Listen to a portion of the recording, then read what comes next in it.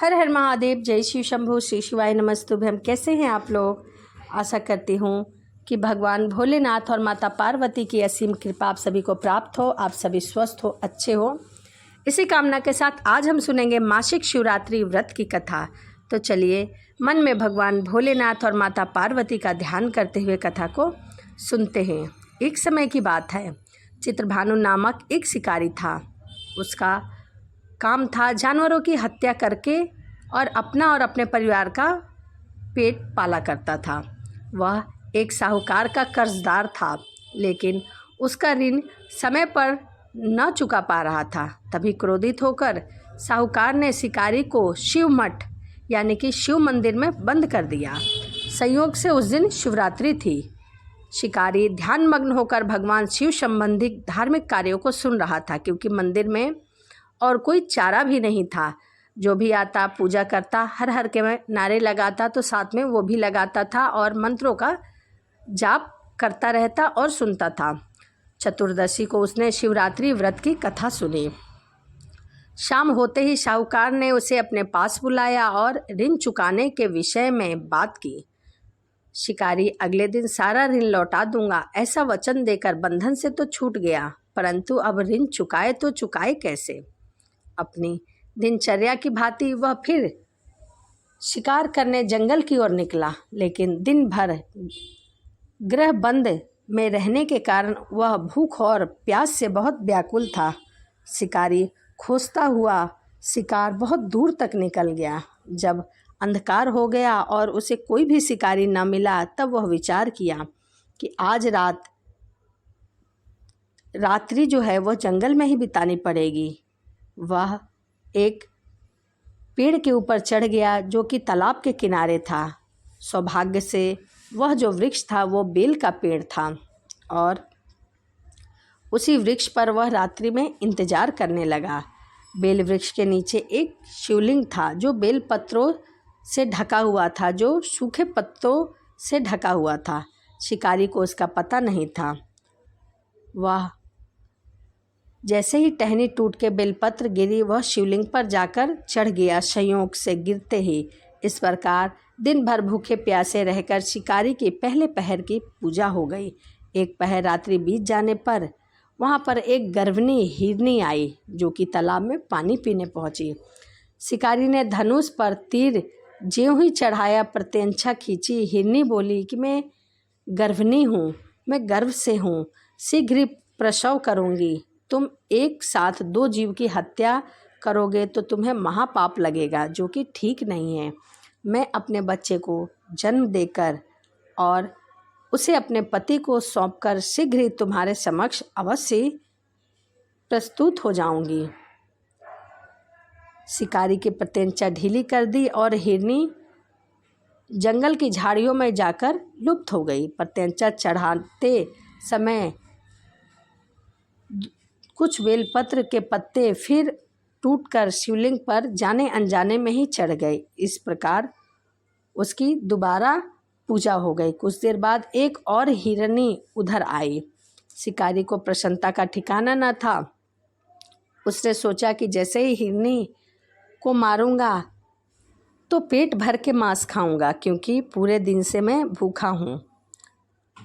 तब शिकारी को आता देख हिरनी ने विनम्रतापूर्वक निवेदन किया कि हे शिकारी, मैं थोड़ी देर पहले ऋतु से निवृत्त हुई हूँ, कामातुर विरहिणी हूँ, अपने प्रिय की खोज में भटक रही हूँ। मैं अपने पति से मिलकर शीघ्र ही तुम्हारे पास आ जाऊँगी। शिकारी ने उसे भी जाने दिया। 2 बार शिकारी ने शिकार खोकर उसका माथा ठनक गया। वह चिंता में पड़ गया। रात्रि का आखिर पहर बीत रहा था।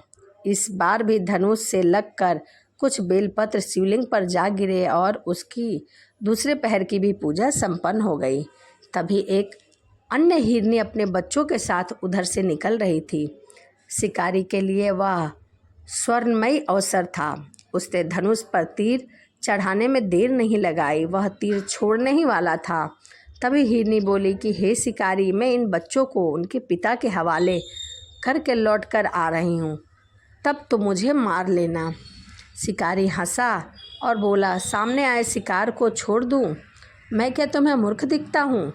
इससे पहले भी मैंने 2 बार अपना शिकार खो चुका हूँ और मुझे भी बहुत भूख लगी है। मेरे भी बच्चे भूखे हैं और प्यासे हैं, मेरा इंतज़ार कर रहे हैं। हिरनी ने उत्तर में कहा, तुम्हें अपने बच्चों की ममता सता रही है, वैसे ही मुझे भी अपने बच्चों की ममता है। हे शिकारी, मेरा विश्वास करो, मैं कुछ ही क्षण में इन्हें इनके पिता के पास छोड़कर तुरंत लौट आऊँगी। थोड़ी तो प्रतिज्ञा करो। हिरनी का दुख भरा स्वर सुनकर शिकारी को उस पर दया आ गई और उसने उस मृगनी को जाने दिया। शिकार के अभाव में तथा भूख प्यास से व्याकुल शिकारी अनजाने में ही बेल वृक्ष पर बैठा बेलपत्र तोड़ तोड़ कर नीचे फेंकता जा रहा था और एक हष्टपुष्ट मृग उसी रास्ते पर आया। शिकारी ने सोचा कि इसका शिकार वह अवश्य करेगा। शिकारी की तनी प्रत्यंचा देकर मृग विनती स्वर में बोला, हे शिकारी, यदि तुमने मुझे पूर्व आने वाले 3 मृगनियों तथा छोटे छोटे बच्चों को मार डाला है तो मुझे भी मार डालो। विलंब न करो ताकि मुझे उनके वियोग में एक क्षण का भी दुख न भोगना पड़े।